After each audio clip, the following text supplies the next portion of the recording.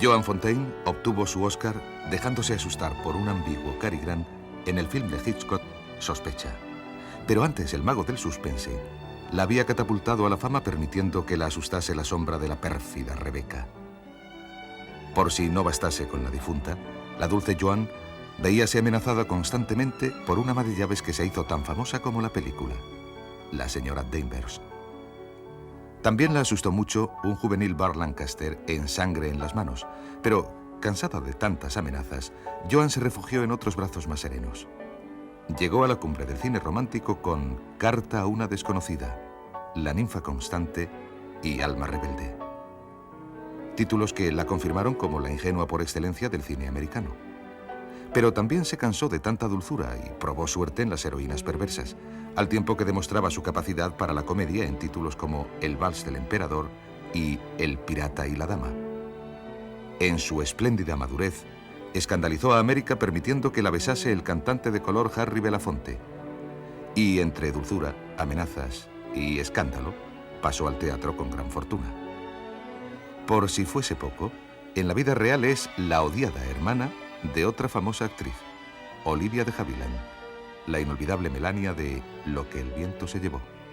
It was said during many years that you and your sister Olivia de Havilland were quite unfriendly. It's Is that quite true? true, and we still are. Oh, really? Yes, so there. Can't believe that. No, but the point is that being born in Japan and having armors and all that sort of thing, I was not introduced to my sister properly, I think.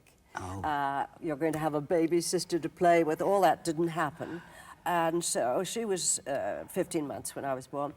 Enough to be an intrusion and spoil her act. Oh. And I've been spoiling it ever since. Then the legend is true. It's absolutely true. Oh, my God. She never got over it. I talked to a child psychologist about it once, and he said, if it hasn't cured by the time you're, 20, it will never change. It will never change, No. and it didn't. Anyway, your ways in Hollywood never met. I mean, you were in one studio, she was in another one, and That's right. there was some problem in But this they one. tried to get us in the same picture often. But that would have been another Hiroshima if they had put us together. How lovely you tell it. Miss Fontaine, you were born in Tokyo, which Born in sounds, Tokyo, which yes. sounds very unexpected. Why in Tokyo? Because my mother was there at the time. Well, of course, she had to be there. But My father was a professor of French and English at the Imperial University, and he also was what, as he pronounces it, a patent attorney. And my mother's brother was a professor, so she went over to meet him, met my father, and they wondered whether they should get married or not, so they tossed a coin for him. Oh, And my mother lost. talking about the films of the golden age of Hollywood, and I would like to know, how do you feel having been the stars of such classical films as Rebecca, Suspicion? Even as, without being a movie star, those days were fantastic in Hollywood because the war was beginning. All the great artists from Europe were coming to us because many of them were Jewish, many of them were persecuted one way or another in Europe, so we got them. We also got a lot of people that would have been in the south of France in the Scott Fitzgerald era, Cole Porter and Barbara Hutton, all those people. All of them. They came to Hollywood too. So we had a mélange of the most exciting, special people. And so I am spoiled for the rest of my life because of that.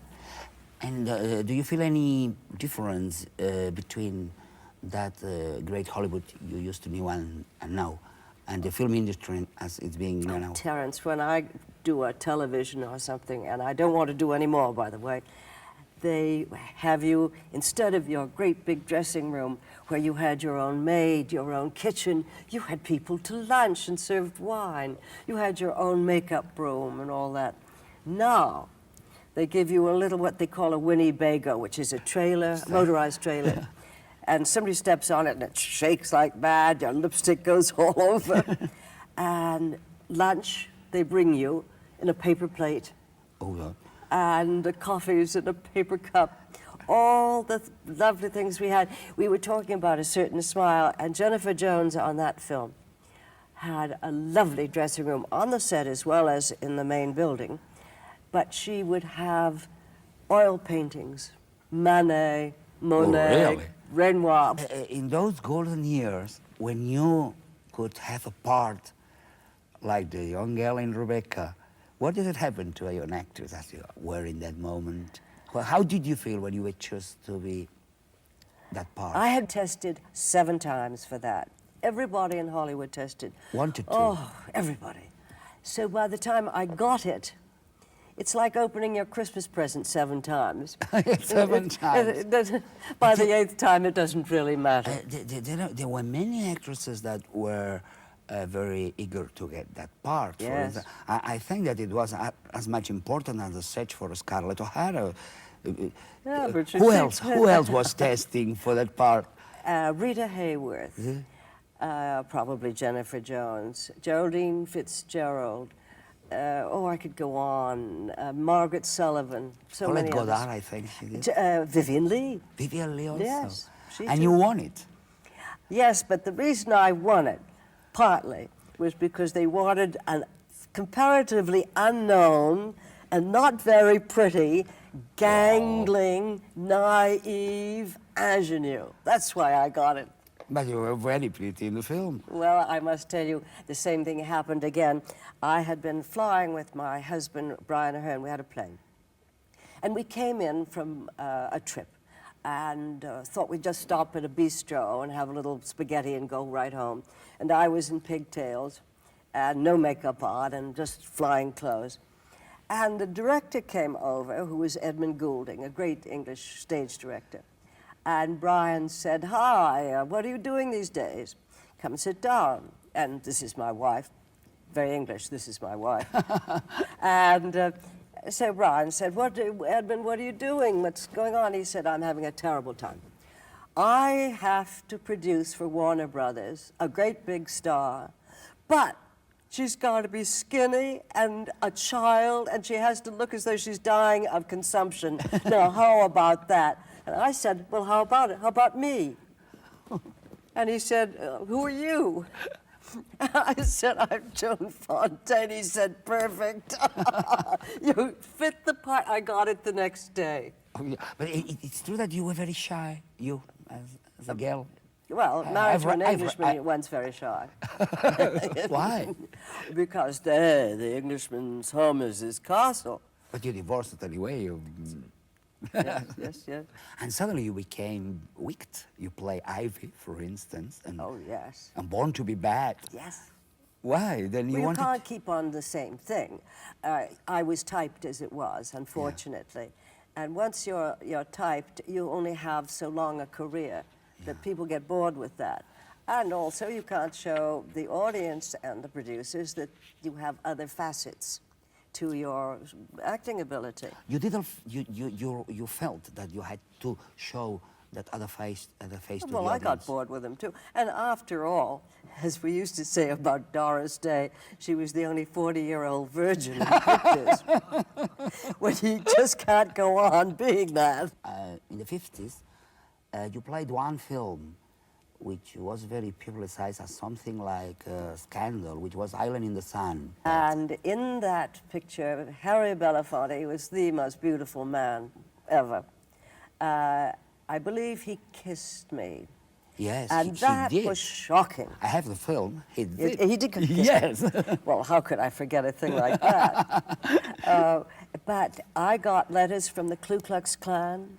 I got terrible letters. Which was the real problem? Well, we had not had the blacks, as we call them now, were in the back of the bus. They weren't allowed to be in the same restaurant with you, let alone kiss you.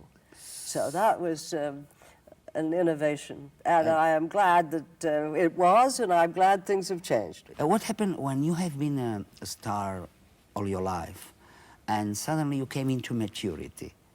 Is there any, that was a problem in Hollywood? I moved away. I wasn't going to wait for that one. So I moved and lived in New York and had a wonderful time. I lived in New York for 25 years. You went into theatre. I remember you went in The theatre. I've done a great deal of theatre, and that was grand. And I had my own television show, and I've done a lot of television movies anyhow, and that's enough. That's fine. You work with so many actors that has become themselves, and by their own right has become legends. I would like to ask you, for instance, Orson Welles, you played. Very difficult man. Yeah. You know, I've worked with 2 or 3 actors that don't like acting, that dread acting. Jennifer Jones was one. She's a lovely friend, but she got terribly nervous and perspired. Orson would do anything rather than complete a scene. He'd make a fuss, he'd do anything. He'd pretend that he was ill. Mario Lanza, the same way. They hated the camera. I love the camera. You also work with, well, of course, Gary Grant. How was Gary Grant? Very precise, as I said. He knew his camera angles, his lighting. He came fully prepared. He was, of most actors I've worked with, probably less concerned with the other actor than with his own performance. On the other hand, Charles Boyer cared more about your performance than his own. And you could feel it. And you could feel the love and the kindness in him. Is there any actor working with you that you have come to hate, that you couldn't stand him? Someone who made you things difficult and all those things? Yes, you know, we're all professionals. And whether we have our private feelings or not, we try not to show them. What about Mrs. Dunbar, who hated you so much in the film? Judith Anderson. Yeah. Well, she wasn't exactly chummy, let's put it that way. She wasn't charming. No, I wouldn't say she was. She was a great tragedian, I think. I would say she was playing her role on and off the stage. Oh my God, that should be hell. I would ask you, is there any role you wanted to play and you haven't? I have so many hobbies. I've flown a plane. I've ridden to hounds. I've won a balloon race over Rotterdam. I garden. I needlepoint. As I said, you know, I'm in the theater. I cook. I do so many things that I never waited to find out about that. I'm too busy doing other things. ¿Por qué estás tan pálida? ¿Temes por mí? Solo lo sabré cuando Rebeca esté libre. Será pronto. Pero seguirá Ivanhoe siendo Ivanhoe. Un hombre dividido son 2 hombres. Continuaré siendo Ivanhoe. Tal vez sí, tal vez no. A ti te concierne elegir, no a mí ni a Rebeca. ¿Crees que acudo en su ayuda porque la amo? Contestaría si supiera dónde acaba la piedad y dónde empieza.